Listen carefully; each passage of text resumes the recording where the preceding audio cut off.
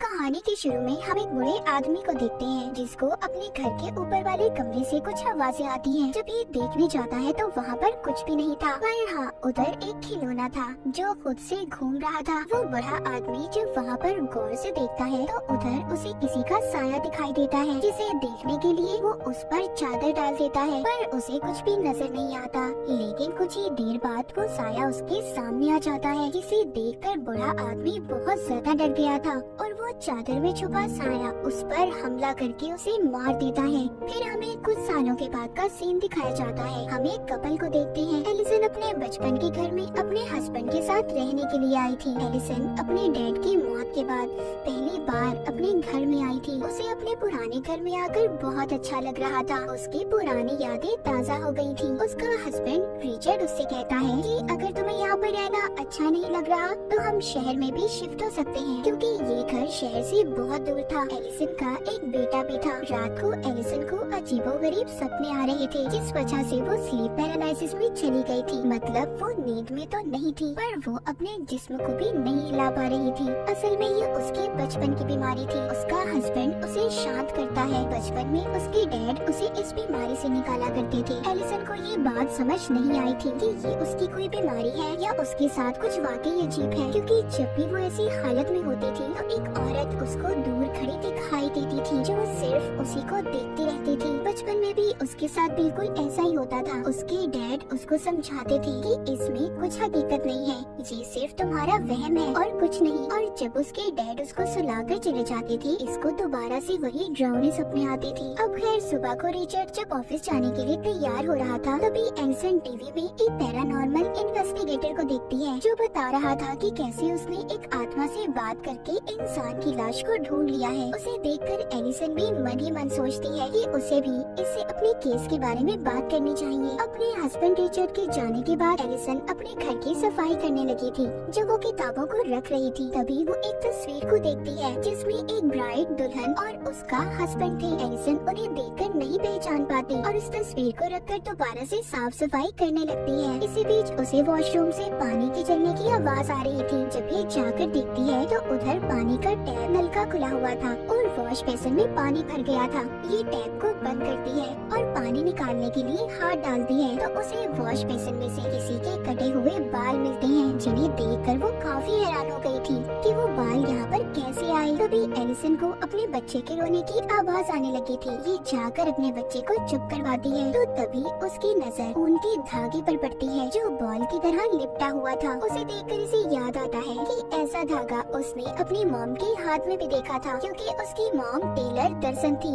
रात को एलिसन जब रिचर्ड के साथ खाना खा रही थी तो रिचर्ड बताता है कि मुझे बिजनेस के सिलसिले में कुछ दिन के लिए शहर से बाहर जाना होगा। ये सुनकर एलिसन को बिल्कुल भी अच्छा नहीं लगता। वो कहती है जरूर, तुम्हारी सेक्रेटरी भी तुम्हारे साथ जा रही होगी, क्योंकि पहले एलिसन का हस्बैंड अपनी सेक्रेटरी को पसंद करता था। एलिसन उसको मना करती है कि तुम मुझे ऐसे अकेले छोड़कर जाओगे, जिस पर वो कहता है बात समझने की कोशिश करो एलिसन, अगर मैं नहीं गया मुझे जॉब से निकाल दिया जाएगा। पर एलिसन को गुस्सा था कि रिचर्ड अपनी सेक्रेटरी के साथ जा रहा है, जिस पर रिचर्ड उससे कहता है कि वो उसकी जॉब है, तुम समझने की कोशिश करो, मैं सिर्फ तुमसे प्यार करता हूँ, मुझ पर ऐसे शक मत करो। एलिसन अब बिना कुछ कहे ही अपने कमरे में चली जाती है। तभी उसे अपने सामने घूमता हुआ खिलौना दिखाई देता है। उसको देखकर एलिसन को अपने बचपन की याद आ गई थी कि कैसे ऐसे ही बचपन में ये इसके सामने आ गया था। जब इसने इस खिलौने का पीछा किया तो इसकी मॉम ने इसे स्टोर रूम में बंद कर दिया। जब सुबह हुई तो इसके डैड ने इसे बाहर निकाला था। एलिसन जख्मी हालत में बाहर निकली थी। इसके बाद इसके डैड ने ये फैसला किया था कि वो इसे किसी दूसरी फैमिली को दे देंगे, क्योंकि एलिसन अपने ही घर में महफूज नहीं थी। पर उस वक्त एलिसन ने अपने घर में एक प्रीस्ट को भी देखा था जो कमरे में बैठा मंत्र पढ़ रहा था। तब से एलिसन बाहर रहने लगी थी और अब बहुत सालों बाद ये अपने पुराने घर में आई थी।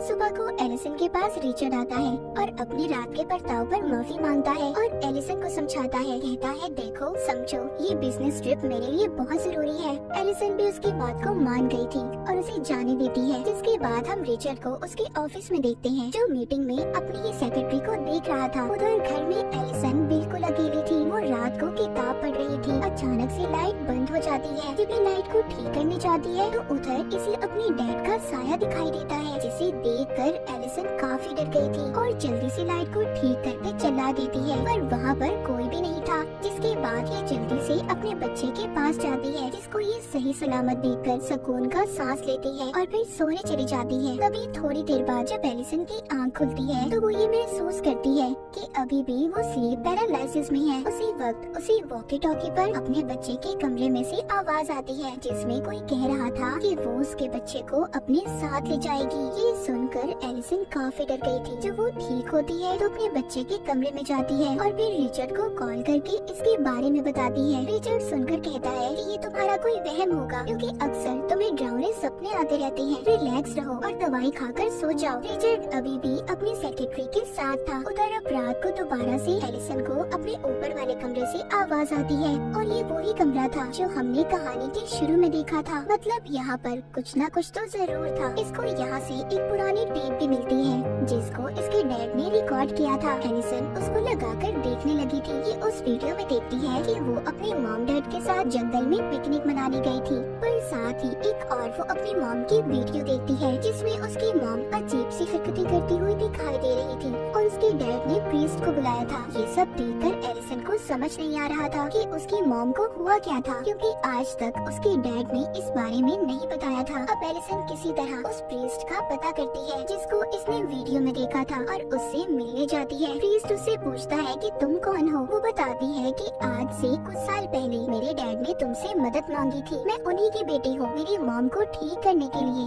मुझे जानना है कि आखिर मेरी मॉम को हुआ क्या था, वो क्यों अजीब अजीब हरकतें करती थी। प्रीस्ट कहता है सॉरी, मैं इस बारे में तुम्हारी कोई मदद नहीं कर सकता और ना कुछ बता सकता हूँ। एलिसन कहती है मुझे उस घर में किसी के होने का एहसास होता है, पर प्रीस्ट फिर भी उसकी नहीं सुनता और उसके मुंह पर ही दरवाजा बंद कर देता है। पर फिर उसी दिन प्रीस्ट एलिसन के घर खुद ही आ गया था। एलिसन पूछती है मेरा अब भी यही सवाल है, मेरी मॉम को क्या हुआ था। प्रीस्ट बताता है तुम्हारी मॉम पर किसी बुरी आत्मा का असर था। उसने तुम्हारी मॉम को अपने काबू में कर लिया था और तुम्हारे डैड ने तुम्हें दूसरी फैमिली को इसलिए दिया था, वो तुम्हें महफूज रखना चाहते थे। तुम्हारी मॉम के अंदर जो आत्मा थी वो बहुत खतरनाक थी। उस पर कोई भी मंत्र असर नहीं कर रहा था, इसीलिए उनका गला काट कर हमें तुम्हारी मॉम को मारना पड़ा। इसके बाद तुम्हारे डैड को लगा कि वो आत्मा चली गई है, पर वो इसी घर में मौजूद थी। ये सुनकर एलिसन डर जाती है। वो प्रीस्ट को बताती है कि जब मैं स्लीप पैरालिसिस में होती हूँ तो मुझे कोई नजर आता है। वो प्रीस्ट कहता है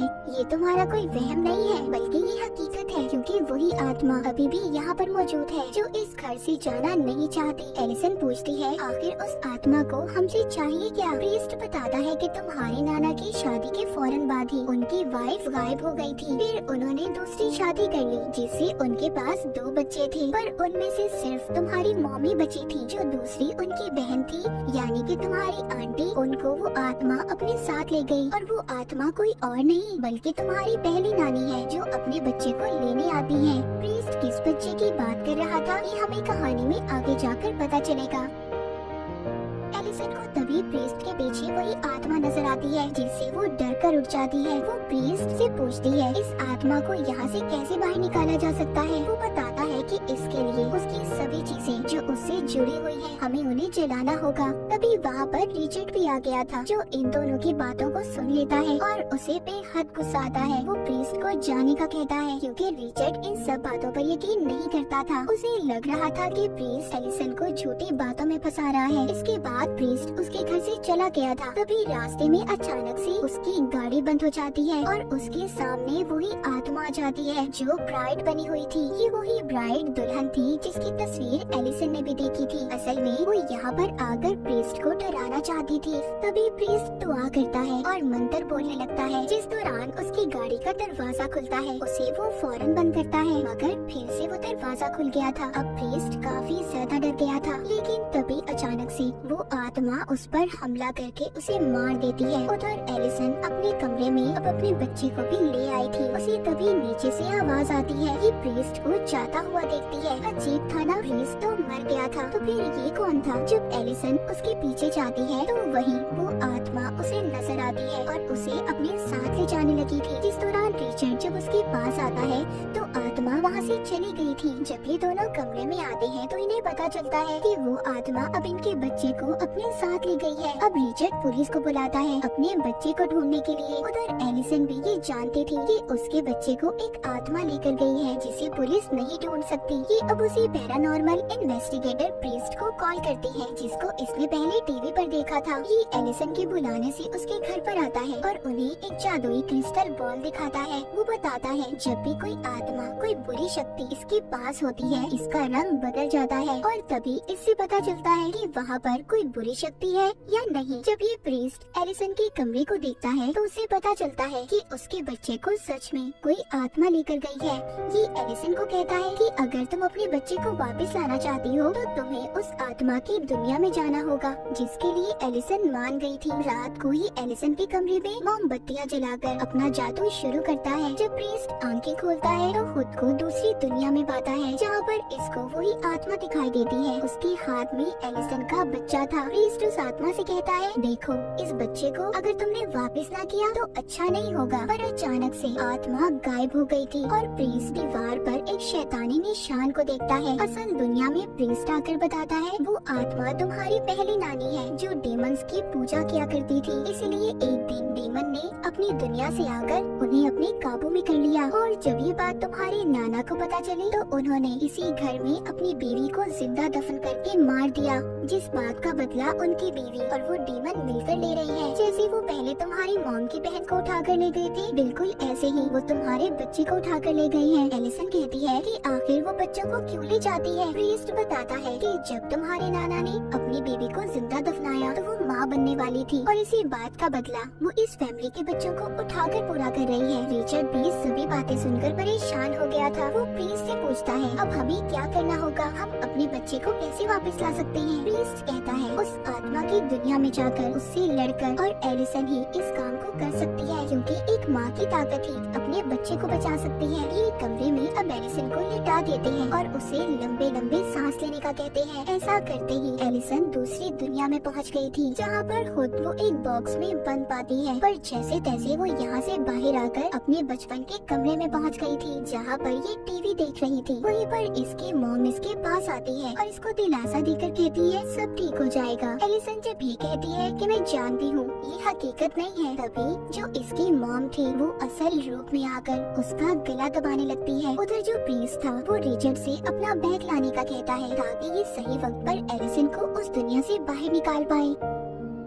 पर जब रिचर्ड कमरे पे जाता है जहाँ पर वो अपनी सेक्रेटरी को देखता है, पर ये समझ गया था कि ये आत्मा की कोई चाल है, लेकिन उस कमरे का दरवाजा बंद हो जाता है। उसे तभी बाथरूम से आवाज आती है। जब ये देखने जाता है उधर आत्मा ने इसको अपने काबू में कर लिया था। उधर दूसरी दुनिया में एलिसन अपने नाना को देखती है जो रो रहे थे। उसको अपनी असल नानी भी दिखाई देती है जो अपना गला काट लेती है। इधर असल दुनिया में प्रीस्ट रिचर्ड का इंतजार कर रहा था, पर जब वो नहीं आता तो वो खुद ही अब ऊपर जाता है। जब कमरा खोलता है उधर सब अजीब था। रिचर्ड भी उस आत्मा के कब्जे में था। ये जल्दी से अपना बैग लेता है और दरवाजा बंद करके एलिसन के पास जाता है। अपनी चीजें निकालकर जादू करके आत्मा को एलिसन से दूर रहने का कहता है। इससे वो आत्मा उससे दूर तो हो गई थी। उधर आत्मा की दुनिया में एलिसन अपने नाना की पहली वाइफ को देखती है, यानी कि उसी आत्मा को जो अब तक इनके पीछे पड़ी थी। फिर एलिसन को अपने डैड मिलते हैं जो कह रहे थे इधर ही रुक जाओ,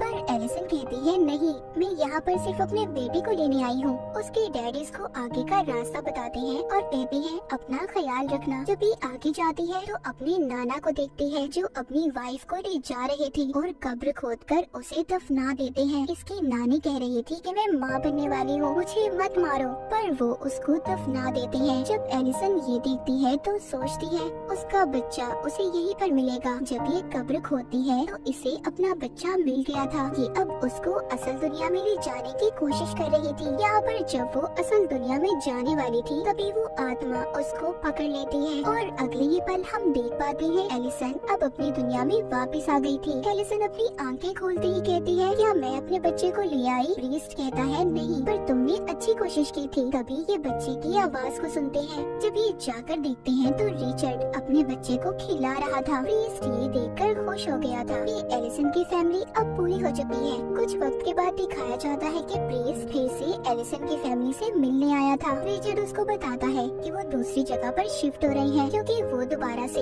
अपनी वाइफ और बच्चे को मुसीबत में नहीं डाल सकता। प्रीस्ट घर के अंदर आकर एलिसन के बच्चे को देखता है पर उसे एलिसन कहीं पर भी नजर नहीं आ रही थी। प्रीस्ट को फिर से किसी के होने का एहसास होता है। वो वही क्रिस्टल बॉल एलिसन के बच्चे को खेलने के लिए देता है। तभी उस बॉल का रंग स्याह हो गया था। प्रीस्ट समझ गया था कि इस घर में बहुत ही खतरनाक ताकत है। तभी एलिसन उतर आती है और प्रीस्ट को कहती है वेलकम है तुम्हारा। उस पर हमला करके उसे मार देती है। जिसके बाद जब रिचर्ड घर में आता है तो वो प्रीस्ट की लाश को देखता है। उसे अपने बेसमेंट से आवाजें भी आ रही थी। जब भी वहाँ पर जाकर देखता है तो डीमन के हाथ में उसका बच्चा था और एलिसन पीछे से आकर इस पर हमला करके इसे मार देती है।